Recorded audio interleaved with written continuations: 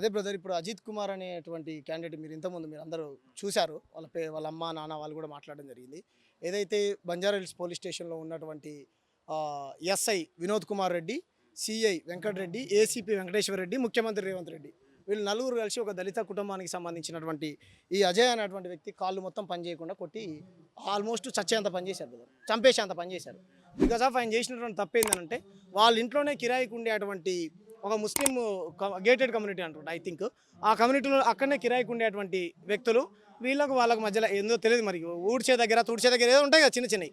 ఆ క్రమంలో చిన్న పిల్లలు 16 సంవత్సరాల పిల్లోడు ఈ టిక్ టాక్ వీడియోస్ దాన్ని ఏమంటారు ఇన్స్టాగ్రామ్ వీడియోస్ చేసుకునేటువంటి క్రమంలో ఇలా వీడియో చేసుకుంటుంటే ఆ ముస్లిం వాళ్ళ అబ్బాయి పక్కనే ఉండేటువంటి ఆ తల ఇది పడ్డదంట. సో అక్కడ 5 సెకండ్సే జస్ట్ అది వాళ్ళు పోలీసు వాళ్ళు ఇచ్చిన రిపోర్టే.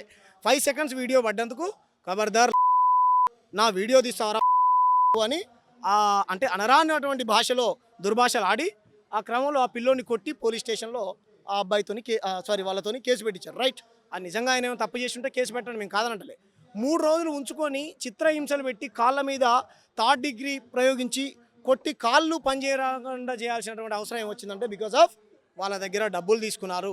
దీని వెనకాల కాంగ్రెస్ పార్టీ లీడరు ఎవరైతే అక్కడ సంబంధించిన ఇప్పుడు పోటీ చేయాలనుకున్నటువంటి అజారుద్దీన్ ఎవరైతే ఉన్నారో మరి ఆయన ఉన్నాడు లేదో నాకైతే తెలియదు, వాళ్ళైతే చెప్పుకుంటున్నారంట వీళ్ళ కుటుంబంతో.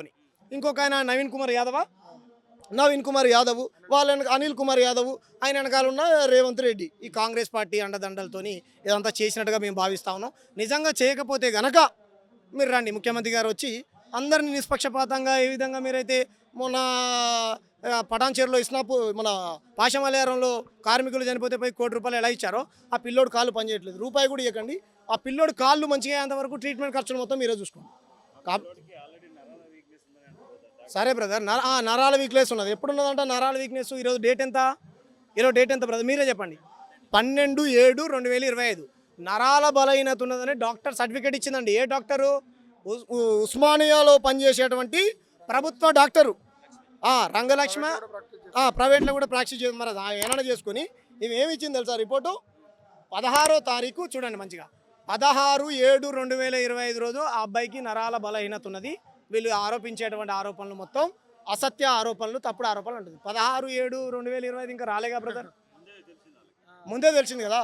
రేవంత్ రెడ్డి అధికారంలో ఉన్నప్పుడు డేటుని కిందిని మీద చేసి ఇటువంటి బాధితులకు అన్యాయం చేయాలని చూస్తారు. నేను ఇచ్చింది కాదు కదా బ్రదర్, నేను తయారు చేసింది కాదు. ఇది స్టాంపు, సిగ్నేచర్, డేటు అన్నీ ఉన్నాయి.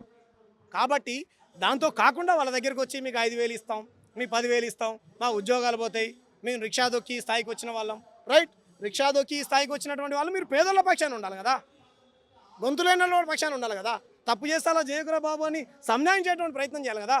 ఎవడో కాంగ్రెస్ పార్టీ లీడరు వాళ్ళ వెనకాల ఉన్నాడని వాళ్ళు 5,000-10,000 డబ్బులు ఇచ్చారని వాళ్ళు తీసుకొని ఈరోజు అమాయకుడి మీద కేసు పెట్టారు కదా. 17 సంవత్సరాల పిల్లోడు బ్రదర్, మొగోళ్ళ వీడియోనే పడ్డదనుకో, దాని ద్వారా ఏమైతే బ్రదర్ నాకు అర్థం కాదు.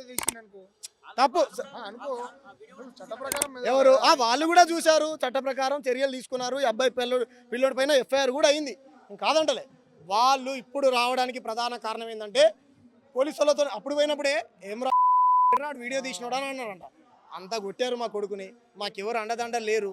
వాళ్ళకి ఏముంటుంది బ్రదర్, చేసుకొని బతికేటోళ్ళకు అలా మీలాగా జర్నలిస్టులాగానో మాలాగా సమాజ స్పృహలో ఉంటుందని మేము అనుకోవట్లేదు. ఉన్నా సరే ధైర్యంగా క్వశ్చన్ చేస్తారని అనుకోవట్లేదు కదా. మేము అనుకుంటున్నాం మాలాంటి వాళ్ళకి తోడైన తర్వాత వాళ్ళు ఈ విధంగా వాయిస్ రేజ్ చేసి ఇలా కొట్టడానికి ప్రధాన కారణం వలన మా కొడుకు ఇలా జరిగిందని వాళ్ళు వాయిస్ రేజ్ చేస్తూ ఉన్నారు. అవును,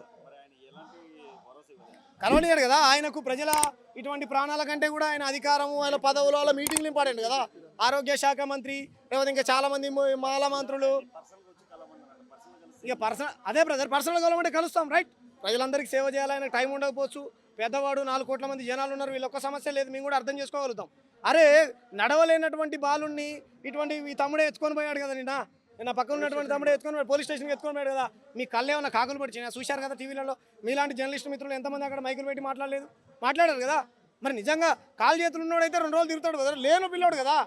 వాళ్ళు ఆల్రెడీ ఉన్నాయి మొత్తం అమ్ముకున్నారు కదా, కార్లు అమ్ముకున్నారు, పొలాలు అమ్ముకున్నారు, అన్ని హాస్పిటల్ కోసం ఖర్చులు పెట్టుకున్నారు కదా బ్రదర్. వాళ్ళు మేమేమంటున్నాం, ముఖ్యమంత్రులు మంత్రులు మీరు ధనవంతుల కోసము మీ రాజకీయ అండదండల్ని ఎవరైతే మీ వెనకాలండి పనులు చేస్తారో స్కీములు చేసేటువంటి గూండాలకు మీరు సపోర్ట్గా ఉండకండి. ఇటువంటి పేదవాళ్ళకు అండగా నిలబడండి. వాళ్ళ కుటుంబాన్ని ఆదుకోకపోతే కనుక పెద్ద ఎత్తున న్యాయ పోరాటం చేస్తాం. ఆ పిల్లోని తీసుకొచ్చి ముఖ్యమంత్రి రేవంత్ రెడ్డి ఇంటి దగ్గర కూర్చోబెట్టి ధర్నా చేస్తామని సందర్భంగా మీ ముఖంగా హెచ్చరిస్తా ఉన్నాను. మీకు ఏదైనా డౌట్స్ ఉంటే అడగండి.